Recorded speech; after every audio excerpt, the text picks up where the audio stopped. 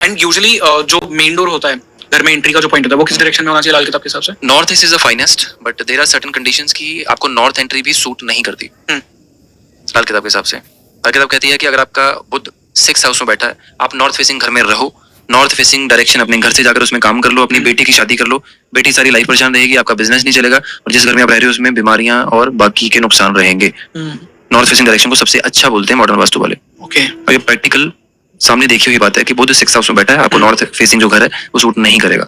Okay. और गलती से बेटी की शादी करती, सारी लाइफ परेशान रहेगी नॉर्थ डायरेक्शन में। ओके। अब ये चीज किसी ने सुनी नहीं होगी आज तक, बिकॉज नॉर्थ को बहुत अच्छा बोलते हैं। Right. North east is the common direction जो हर किसी को हो सकती है, बाकी ग्रहों की कंडीशन के हिसाब से अलग अलग तरीके हैं। बेसिकली जो घर है ना हमारा, वो लाल किताब वास्तु में शनि से देखा जाता है। बाकी मॉडलिटीज में डिफरेंट प्लैनेट्स है, किसी में शुक्र से देखते हैं, किसी में हमारे हाथ में ना डिफरेंट प्लैनेट्स है। जैसे हर एक ये जो एरियाज हमारे होते हैं ये डिफरेंट है, ठीक है। हमारे हाथ के डिफरेंट हाउसेस बताए गए हैं, कुंडली में जो हाउस है, ऐसे ही ग्रहों को जगह दी गई है, ऐसे ही ये राशियों को दी गई है लाल किताब में। अब इन सब चीजों को जैसे जिस चीज का एरिया है, ये चीजें बाद में बनाई गई हैं रेमेडीज में। ऐसी चीजें कहीं पर भी लिखी नहीं हुई किसी भी बुक में कि यहाँ पर हरा रंग लगाओगे या यहाँ पर ये लिखोगे तो ये होगा, ये होगा, ये होगा। जितने लोग नंबर लिखवाते हैं ना हाथ में, मैं एक कॉमन क्वेश्चन पूछता हूँ, आप शनि का नंबर भी यहीं लिखवा दोगे शुक्र के ऊपर, सूर्य का भी यहीं लिखवा दोगे, आप किसी और ग्रह का भी यहीं लिखवा दोगे, या कोई भी कोड यहीं पर क्यों लिखवाते हो, या यहाँ पे क्यों लिखवाते हो? राइट। या यहाँ लिखवाएंगे या यहाँ लिखवाएंगे, क्यों लिखवाते हो यहाँ पे? कोई तो रीजन होगा ना, शुक्र में कोई तो पावर होगी, शुक्र का अमाउंट सबसे पहले यूज होता है। करेक्ट। कुछ तो होगा ना। तो आपको सबसे इजी इसका साइड इफेक्ट नहीं है, वो करो, ग्रीन कलर लगाओ यहाँ पे, पैसे चाहिए ना सबको, आ जाएगा। मतलब ये यहाँ लगाने से, ग्रीन कलर लगाने से पैसा आ जाएगा। बिल्कुल आएगा, रास्ते खुलेंगे, अपॉर्चुनिटी तो आपको ग्रैब करनी है, बिल्कुल वो खुल जाएंगे। थोड़ा डिफिकल्ट है अंडरस्टैंड करना, बहुत सारे लोग शायद अभी नहीं करे, उसे एक्सेप्ट ना करे। मुझे भी पता नहीं, शायद मैं अभी मतलब मैंने आपसे बात किया ना, आपने काफी सारी चीजें मुझे एक्यूरेटली बताई भी मेरे बारे में भी, स्टिल मेरे लॉजिकल माइंड के लिए वो एक्सेप्ट कर पाना इट्स लिटिल बिट डिफिकल्ट। और ऐसी एक चीज है जेमस्टोन्स। अब मुझे कई सारे बार लोगों ने बोला कि ये जेमस्टोन पहनो, वो जेमस्टोन पहनो, क्योंकि आई हैव एंगर इश्यूज, तो उसके लिए मुझे बोला गया। बट देन मुझे लगता नहीं कि वो कैसे एक जेमस्टोन मुझे कर सकता है। पर्ल बोला आपको? हाँ, पर्ल बोला आपको पहनने के लिए, ठीक है, चलो। बहुत बड़ा ना उसको पहचान है, ना उसको टाइम का पता है कि कब पहनना चाहिए, कब नहीं पहनना चाहिए। और जो बेच रहा है वो खुद एस्ट्रोलॉजर 10 अंगूठियां पहन के बैठा है, वो 10 तरह की जेमस्टोन पहन के बैठा है।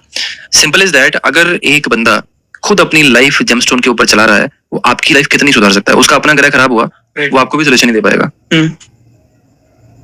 मुझे 10 साल से ज्यादा हो गए, अभी अक्टूबर में 11 साल हो जाएंगे। मेरे हाथ में देख लो कि जेमस्टोन दिख रहा है? एक भी नहीं है, एक भी नहीं है। अब इन सब चीजों का मतलब पता क्या चीज है कि each and everything is connected to planets only. हम रेमेडीज करके भी वो चीजों का हल कर सकते हैं। मैं इतनी कंसल्टेशंस करता हूँ, लोगों से बातें करता हूँ, मैं किसी बंदे को जेमस्टोन रेकमेंड नहीं करता सर, किसी भी बंदे को इसलिए नहीं करता बिकॉज जैसे एक बंदा कोई आज की डेट में मान लो किसी के पास गया, उसको ये भी नहीं पता होता कि उसका इम्पैक्ट क्या आएगा उस चीज से, उसको ये भी नहीं पता कि उसने पहना क्यों है, उसको उसका कोई समझ भी नहीं आ रहा। अगर आप ऐसे बंदे को जाकर पूछोगे ना कि आपने ये पहना था, क्यों पहना था, वो बोलेगा जी मुझे करियर में इंप्रूवमेंट के लिए पहना था। और कई सारे लोग जैसे बोलते हैं कि घर में लोग फिश पॉन्ड रखते हैं, उससे क्या होता है एग्जैक्टली? कुछ उससे भी इफेक्ट होता है? सर फिश पॉन्ड अगर आप नॉर्थ ईस्ट में किसी के घर में पड़ा है, उस घर में किसी ना किसी को जेल जरूर होगी। अच्छा, फिश पॉन्ड से? एक्वेरियम की बात करें ना? हाँ बिल्कुल। और उसमें जिस तरह की फिश होती है उससे भी फर्क पड़ता है? देखो लाल किताब वास्तु की बात करें तो वहां पर तो कंडीशंस आर डिफरेंट। उसमें एक ब्लैक फिश और बाकी गोल्डन फिशेस होती है 9। ओके। तो उसकी तो कंडीशन डिफरेंट है। वो तो ये बोलते हैं आप रख सकते हो, लेकिन केतु की कंडीशन अच्छा करने के लिए डिफरेंट डायरेक्शंस हैं जहां पर रखा जा सकता है। बट नॉर्थ ईस्ट में अगर वो होगा तो उस घर में किसी न किसी को जेल जरूर होगी। Okay, for sure. और बहुत सारे लोग बोलते हैं कि फिश को खाना खिलाना चाहिए। फिश को खाना खिलाना केतु का उपाय है। ओके, केतु अच्छा करने, केतु अच्छा होता है। ओके, तो उसके बेनिफिट्स क्या होंगे? केतु आपके लिए संतान का कारक भी होता है, आपके लिए लाइफ की स्ट्रगल्स का कारक भी होता है, आपकी मैरिड लाइफ का कारक भी होता है कुछ जगह पर। तो वो सब चीजें ठीक करेगा आपके लिए और ब्लॉकेजेस कम करेगा।